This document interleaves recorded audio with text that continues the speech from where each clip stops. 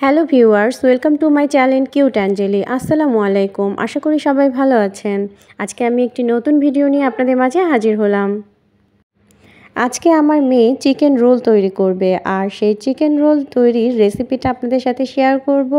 আর তার সাথে আজকে আমি কি রান্না করছি সেটাও আপনাদের সাথে শেয়ার করব।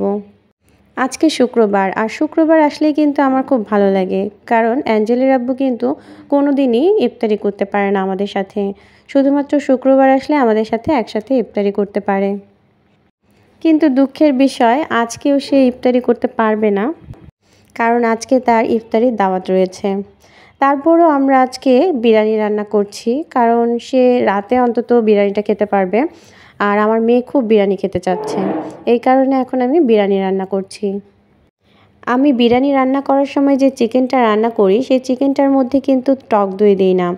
টক দইয়ের বিকল্প হিসেবে দুধের মধ্যে একটু চিনি আর একটু লেবু মিশিয়ে দিই, তাহলে কিন্তু টক দই হয়ে যায়। আপনাদের বাসাতে যদি টক দই না থাকে, তাহলে কিন্তু এইভাবে করে ইনস্ট্যান্ট বানিয়েও কিন্তু টক দই ব্যবহার করে মাংসের মধ্যে অ্যাপ্লাই করতে পারেন। এইদিকে আমি মুরগির মাংস রান্না করে রেখে দিয়েছি, আর মুরগির মাংসের মধ্যে এই ধরনের আলুগুলো দিলে কিন্তু খেতে খুব মজা করে। রান্নাটা আমার হয়ে গেছে, আর দেখুন মাংস থেকে তেল বের হচ্ছে। যখন মাংস থেকে তেল বের হয় তখনই কিন্তু বুঝে নিতে হয় রান্নাটা হয়ে গেছে। আমি এখানে কিছু সংখ্যক মাংস, কিছু সংখ্যক নয়, সব মাংসটুকুই উঠিয়ে রেখেছি, আর শুধুমাত্র ওখানকার তেল কিছুটা রেখে দিয়েছি। আর এই তেলের মধ্যে এখন আমি পোলার চালটা ভেজে নেব। আগে পেঁয়াজ কুচি একটু দিয়ে দিলাম। পেঁয়াজ কুচিটা ভাজার পরে তারপরে আমি পোলার চাল ভেজে নেব। আর পোলার চাল ভেজে নেওয়ার পরে তারপরেই আমি এই পাত্রের মধ্যেই বিরিয়ানিটা রান্না করব।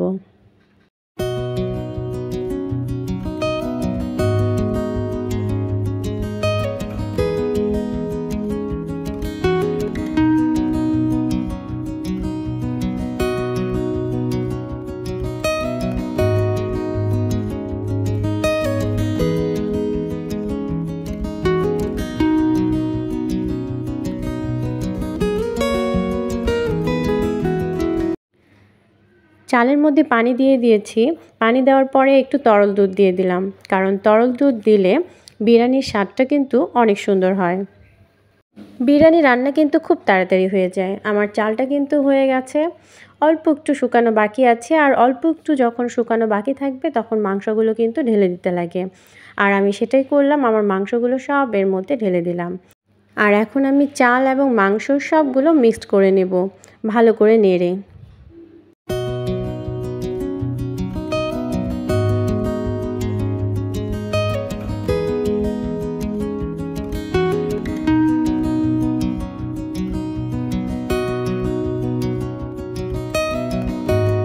কিছুক্ষণ দমে রেখেছিলাম, এখন দম থেকে ঢাকনাটা তুলে ফেললাম।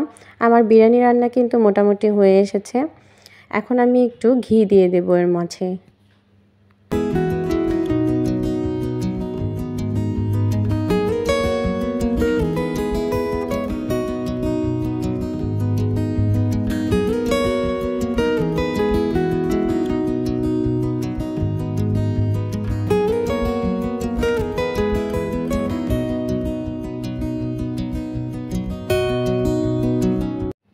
আমার রান্না শেষ হয়ে গেল। এখন অ্যাঞ্জেলি রান্না করবে চিকেন রোল।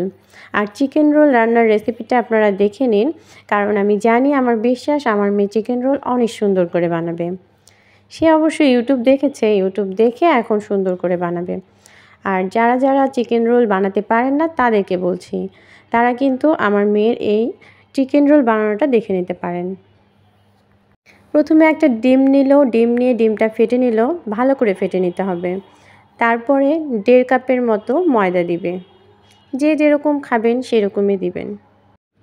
এরপর নর্মাল পানি এর মধ্যে দিতে হবে, আর দিয়ে একটা গোলা তৈরি করতে হবে।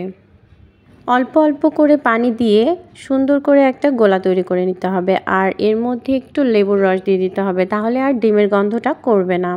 আর পরিমাণ মতো লবণ দিয়ে নিতে হবে। গোলা তৈরি কিন্তু করে নিয়েছিল, এবং 10 মিনিটের জন্য কিন্তু ঢাকা দিয়ে রেখে দিয়েছিল গলাটা। আর এখন কিন্তু 10 মিনিট শেষ হয়ে গেছে, আর এখন কিন্তু রুটিটা ভেজে নেওয়া হচ্ছে। রুটি ভাজাতে আমি একটু হেল্প করে দিচ্ছি, বাকিটা কিন্তু আমার মেয়ে নিজেই করছে। এইদিকে একটু আটা পানি দিয়ে মিশিয়ে একটি পেস্ট তৈরি করেছে, আর সেই পেস্টটা যে রুটিগুলো তৈরি করা হয়েছে তার সাইডে সাইডে লাগিয়ে দেওয়া হয়েছে। কী কারণে লাগিয়ে দিল আমার মেয়ে সেটা একটু পরেই দেখতে পাবেন। আর এখন পুরটা দিয়ে দিচ্ছে, আর পুরটা হলো মাংস, পেঁয়াজ আর জিরার গুঁড়া, ধনিয়ার গুঁড়া, আদা রসুন বাটা, এগুলো সব কিছু দিয়ে একটা পুর তৈরি করা হয়েছে। সময় স্বল্পতার কারণে পুরের রেসিপিটা আপনাদেরকে দেখাতে পারিনি। আর এখন দেখুন পুরটা দেওয়ার পরে আমার মেয়ে কিভাবে করে লাগিয়ে দিচ্ছে। আমি আমার মেয়েকে একটু করে হেল্প করে দিচ্ছি, কারণ আমার মেয়ে তো ছোট মানুষ, সেটা আপনারা জানেনই। ছোট মানুষ হিসেবে যে নিজে নিজে কোনো একটা জিনিস তৈরি করার উদ্যোগ নিয়েছে, এটাই কিন্তু অনেক।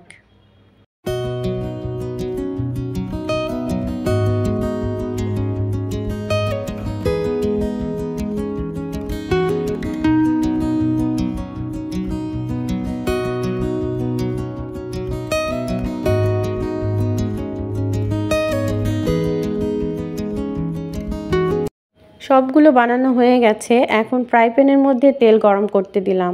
তেলটা যখন বেশি গরম হবে তারপরে কিন্তু রোলগুলো ছেড়ে দিতে লাগবে, আর রোলগুলো ছেড়ে দেওয়ার পরে কিন্তু হালকা আঁচ দিতে লাগবে। এখন রোলটা আমি ওই যে ব্যাটারটা তৈরি করেছিলাম সেই ব্যাটারের মধ্যে ডুবিয়ে বিস্কুট গুঁড়ো করে নিয়েছি, টস বিস্কুট, সেই টস বিস্কুট গুঁড়োর মধ্যে মাখিয়ে তারপরে তেলে ছেড়ে দিলাম। আর আমি কিন্তু রান্নাটা করছি, কারণ রান্নার কাছে আমার মেয়েকে আসতে দিই না, কারণ 2 দিন আগে কিন্তু আমার মেয়ে রান্নার কাছে এসে হাত পুড়িয়ে ফেলেছিল। এই কারণে তাকে আমি রান্নার কাছে আসতে দিই না। বাকি জিনিসগুলো সেই সব করে দিয়েছে, খালি আমি ভেজে নিচ্ছি।